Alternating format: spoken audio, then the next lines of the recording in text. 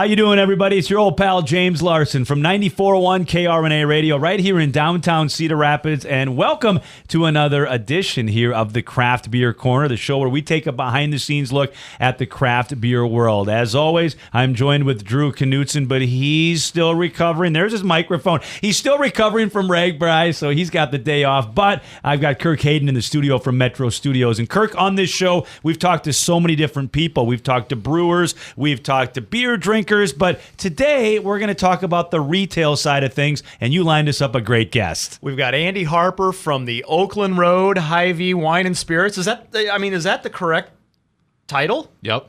Assistant manager over there. So the guy doing all the work. The guy doing all the works, work, right? because you're the assistant manager. That's There's right. somebody above you. Somebody's got to be the muscle. Well, right. Yeah, exactly. So talk about your retail selection over there of craft beer, and it sounds like you guys are doing some gangbusters business. Yeah.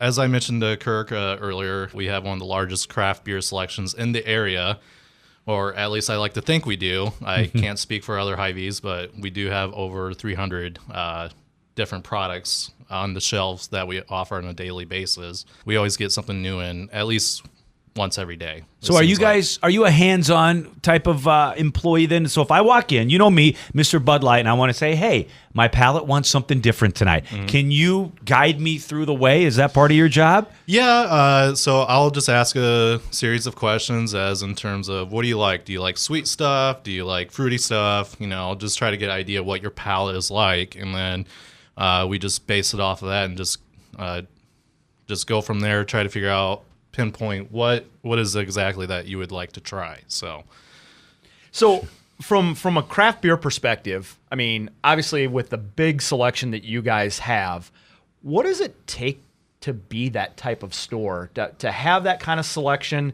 And then also from an employee standpoint, you guys got to know your stuff. Yeah, the main thing is in order to have that amount of product and to be continuously carry that amount, is having knowledge of the craft beer industry and, the beer itself. You got to be a craft beer drinker. So, yeah.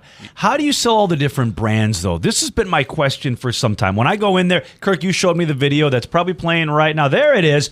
All the different brands you have, all the different styles. How do you sell it all? Is there truly something out there for everybody? Or does some of these beers get forgotten and end up having a little longer shelf life than the others? There will be a occasion where there will be a product that doesn't sell as well at our store. Not necessarily mean that other stores will sell it better than we do.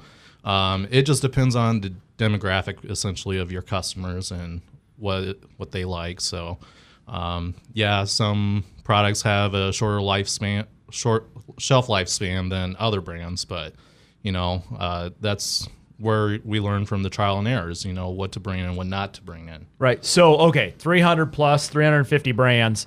So just kind of spitballing here. What's like your number one seller or a beer that flies off the shelf for you guys? I'm going to name two beers. One of them is both from Toppling Goliath out of Decorah, Iowa, Golden Nugget and Pseudo Sue.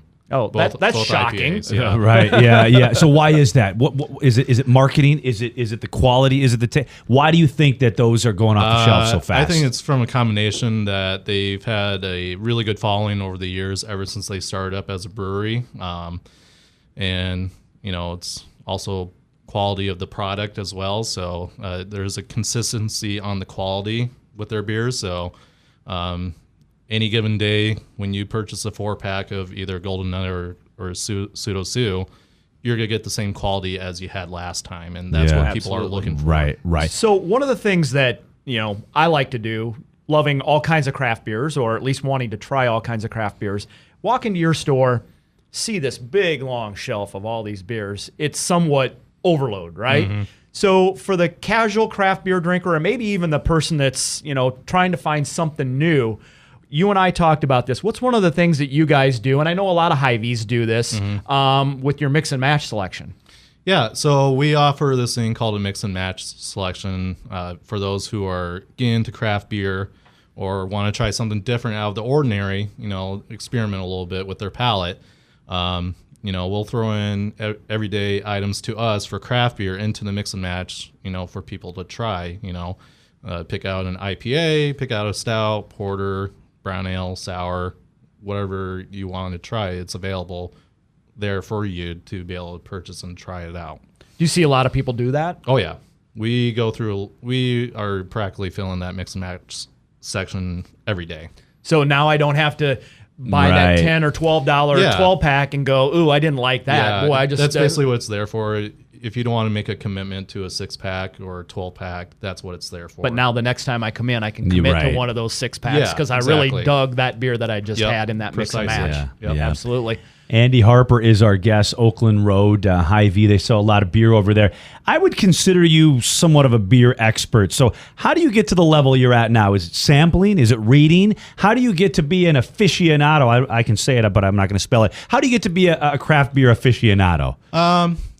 It takes like you said, you named off a couple reasons. Reading up on the material or the product.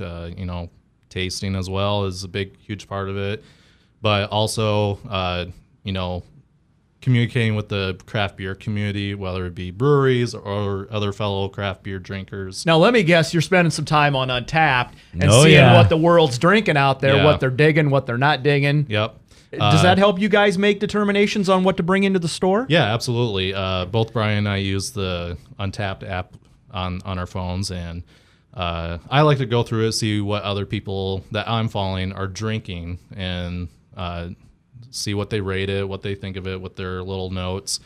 And sometimes that's a deciding factor, but another deciding factor is the trend that is happening in the craft beer world. So right now, New England IPAs is a big deal right now, and another upcoming category is going to be sours. So just got to stay on top of that. Speaking of sours, he's already... he's Mr. Segui or Segway or whatever. You want to just do my job? I'm not going to do yours, but I'll just go play golf or something. But yeah, Andy brought us some samples here, and we're going to do the Big Grove. The Summer Jam is going to be the first one. And lawn mowing beer at its best here, Mr. Hayden. So what are we about to drink here, Andy?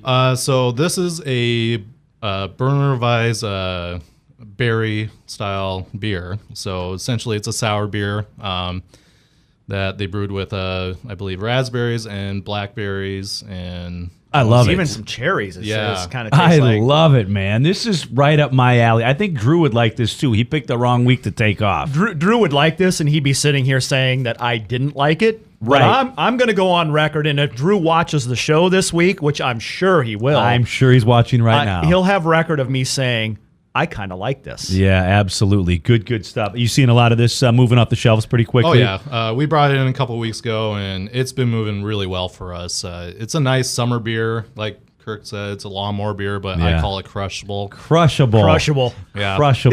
Is that like a craft beer term? I haven't. Should it have its own That sounds hashtag? more like a Budweiser kind of term. Let's go crush some beers. I haven't heard it anywhere else, so I'm assuming it is. Well, moving on here, we've got another beer we're going to try, and it's Clown Shoes Brewing, the Bubble Farm IPA. Love the name of this, by the way. The Bubble Farm IPA. And look at the glass. You gave me a Twins glass. This guy, he knows a good baseball team. Well, let me take that back. Maybe not a great baseball team or even a good baseball team, but one that I cheer for, drinking out of my Twins glass here. So talk about the Clown Shoes Brewing Bubble Farm IPA. Yeah, so as I mentioned to Kirk a little earlier, this beer has a nice hop profile, has a lot of good flavor to it, and me personally, after taking the initial sip and you get that aftertaste, when you move your tongue in your mouth, and I'm picking up very subtle hints of bubblegum flavor to it. Is that Bazooka Joe, Kirk? I think so. And what do? They just get a guy up there and he pours in sticks of gum from 5-gallon pail into the fermenter, or what happens here? I don't know the exact type of hops they use for this, but it comes from the varietal of hops that they use for their beers. So every hop is going to give off some different type of flavor profile or subtle hints of flavor profiles. Some hops give off tropical notes like mango or passion fruit. Others give off, like I said, bubblegum type deal. You've been watching this show because I think he kind of got these for me because these are both right up my alley. Good stuff. So Andy, thanks so much for stopping by. One last question because we got to wrap this up. We always try to keep our podcast between 10 and 12 minutes. Last question: specials, deals, things like that. Where can they go to find them? And when do you do your craft beer specials? Is it every day or is there a certain day of the week? So you can find them at any HyVee, but preferably I would like for you to come to the Oakland Road store. And if you do go to the, not to interrupt, but if you go to the Oakland Road store, you'll see Andy's picks. Ooh. Yep. Oh, I saw that in the video. Yeah. Yes, absolutely. Both Brian and I have our top picks for craft beer, so you'll see them throughout the whole department where the craft beer is. But yeah, as far as for specials, as of this week, we are running a hot deal on Shock Top 15 packs. Buy one at $10, get one free. 30 Very pack cool. for $10. Wow.